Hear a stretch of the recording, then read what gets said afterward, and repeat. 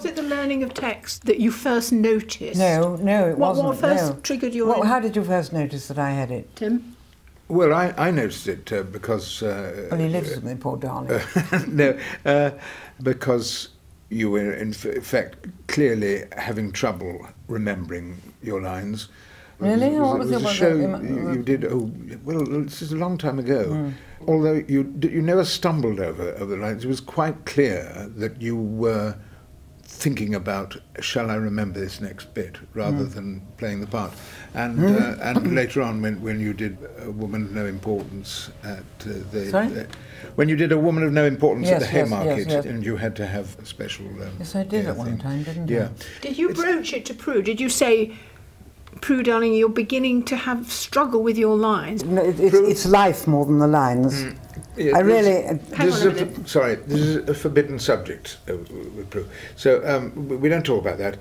But no, it was just that she realised that she was beginning to forget things, short-term things. And I think it was our GP, wasn't it, who suggested that you go and have a test. This is 15 years ago. With a purpose to seeking remedies, is that what you had in mind? Yes, exactly, yes. I mean, the chap at Chelsea Hospital put Pru immediately onto a course of Aricept and stepped up the dosage over several visits and then said, I'm sorry, there's nothing more I can actually do for you. That was where it's been left as far as any kind of medical help's concerned. Well, I just started making lists, that's the thing, yes. writing things down. But Pru, we all forget things, don't we? Yes. I forget things, and I was prompted to think, should I have tests here? Or is it just I lost my keys, Well, I can't remember? I don't know, I can't remember how old you are, but I'm 82. I'm 81. And, one's brain is full of a lot of things, and if you've got to learn lines, but...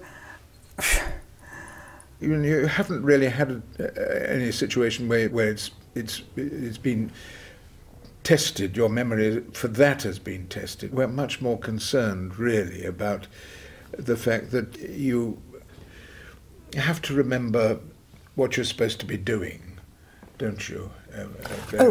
Yes, actually. Domestically... Yes, tell me about that. Well, Tim will tell you, because he has to live with it, poor darling. It's little things like not really remembering where things are in the kitchen. You have to ask me, where do we keep the milk? Where do we keep the... Where do I keep... Where do you keep... Have you got your ears in? Yes, I have. Yeah. That's the other thing. I have to wear hearing aids. And sometimes we can't find them.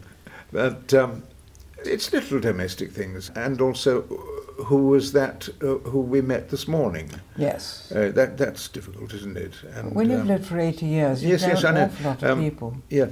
And where am I going this afternoon? And are we going in the car? We're going by train. How do we do that? Oh, yes, and I'm not allowed to drive, obviously. Now, tell me about when you went to be tested by the doctor. What was that like? When did I go for... Can you remember? Nope. Because I can't. No, because this was a long time ago, and this is the thing that I think confuses people.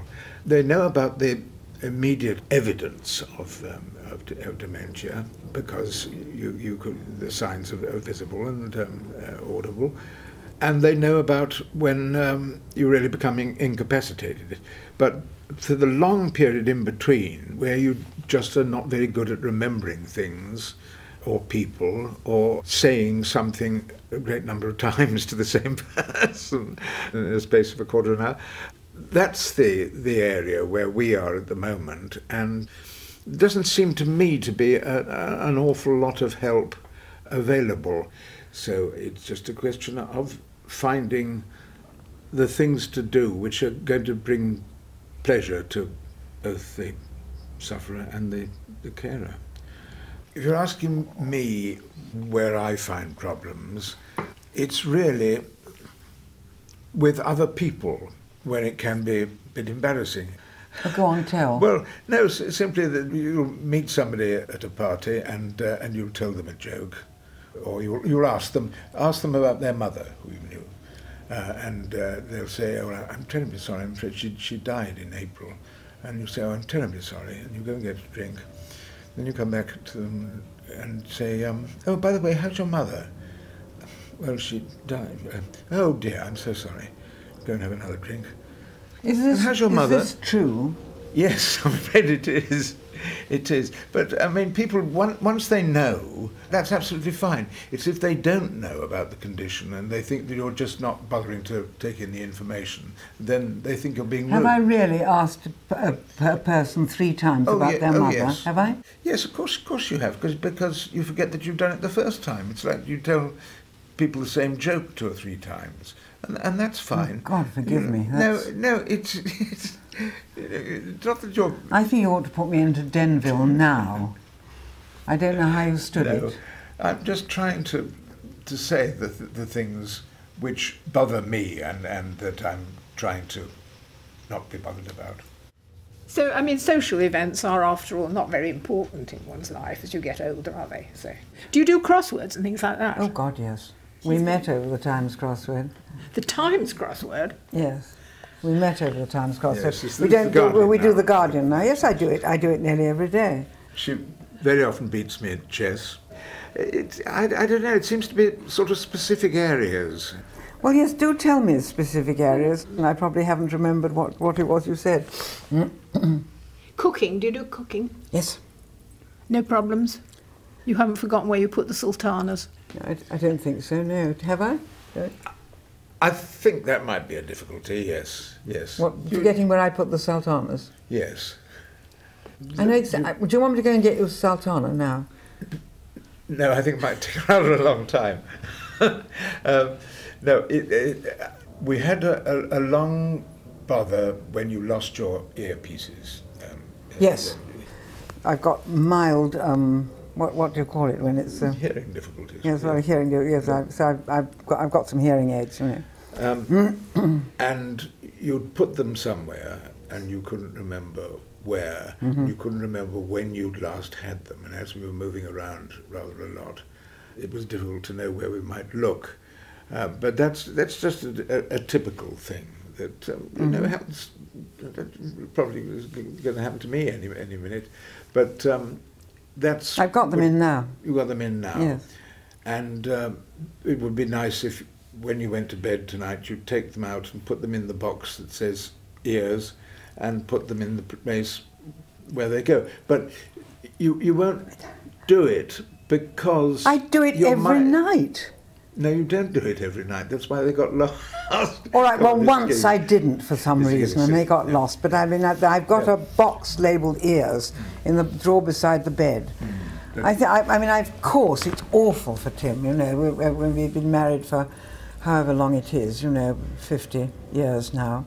And it's terrible to live with somebody who has even quite a mild form of dementia, you know, and he's coping terribly bravely with it. Do you find it frustrating to have people say, you didn't remember it, I told you, but you haven't remembered it? Do you find that makes you cross? Quite honestly, I mean, it doesn't happen. I think I must be, perhaps I'm unaware of how much my partners and friends have to go through, but I'm not aware that at the age of 82, I've got all that serious a problem. Pru, I'm more or less the same age of you. I've got the hearing aids too. I lose them. I've forgotten where I've put them, and I have to sit down and talk to myself. When did you last have them? Yes. Can't always remember. So, I mean, we're all going through it. It's something I think that happens to at different speeds and in different ways. And I am 18 months older than Tim, you see, so it does make a difference. Are you married an older woman? Yes, married an older woman, yes. We both enjoy going to concerts, going to the theatre, going out to restaurants, and that's fine. And I now realise that it's pointless to go on talking about what we've just seen, because Pru will have forgotten that. She'll have had a nice evening, but she won't tell you what the play was about. And that's all right, you know, but you just have to not get cross about it. That's what I'm learning to do. I don't think you should go around saying I'm married to this I'm not going around saying I'm married to this idiot no, who can't remember a bloody thing. It's terribly upsetting and awfully unjust, I think, too. What do you notice about it, Pru, in your own mind? Do you have a sense of it not being able to remember? No, I don't actually. I mean, no. Tim's the one who notices. What do you notice about me not being able to? I'm trying to cope, and I write things down, and ask our lovely assistant to remind me, and so on. And I personally don't find that it's being a huge disadvantage, but I worry when I hear Tim talking about it, because obviously it's worrying you and handicapping you more than it's not that. It's just that one has to take it into consideration, you know. Yeah, right. Well, but I mean, anybody who's 82, you have to, don't you? I must, by way of just commenting on that, somebody said to me the other day, because I wasn't feeling very well, you've had your flu jab, haven't you? I couldn't remember whether I'd had my flu jab or not. That must be typical, you know, of older people. They can't remember. It must be written down somewhere and somebody must know. But on the instant, I couldn't remember. I find writing things down is very helpful too. I make lists. I do stick-it notes, do you? Sorry? I do those little stick-it notes. No, I just write things down in... do I do stick-it notes? I know, I just write No, I think it's a good idea. Yes, it is. Sometimes you can't find the thing that you've written. Do you remember Fawlty Towers?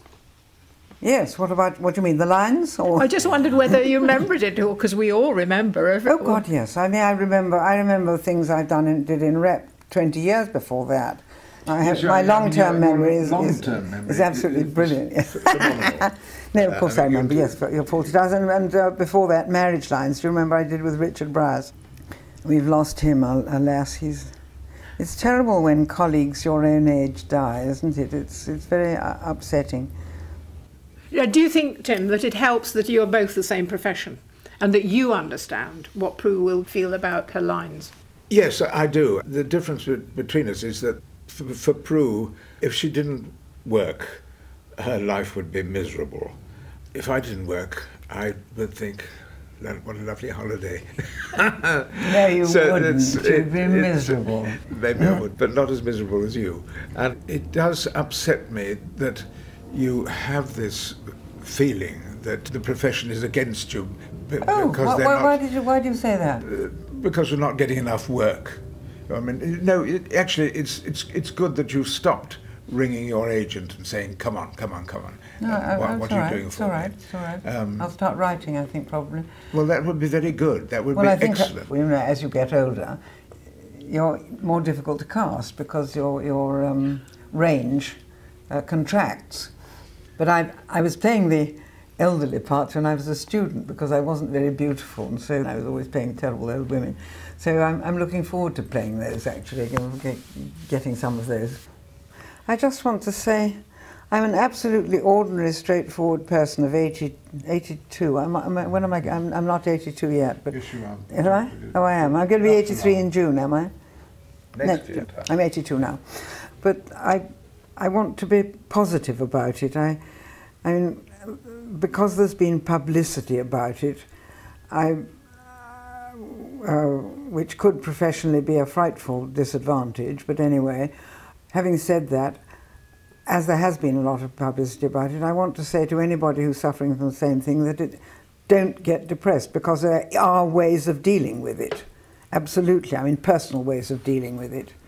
And it's not something that should ever blight your life or be a professional hazard. It's great to talk to you both. Thank you so much.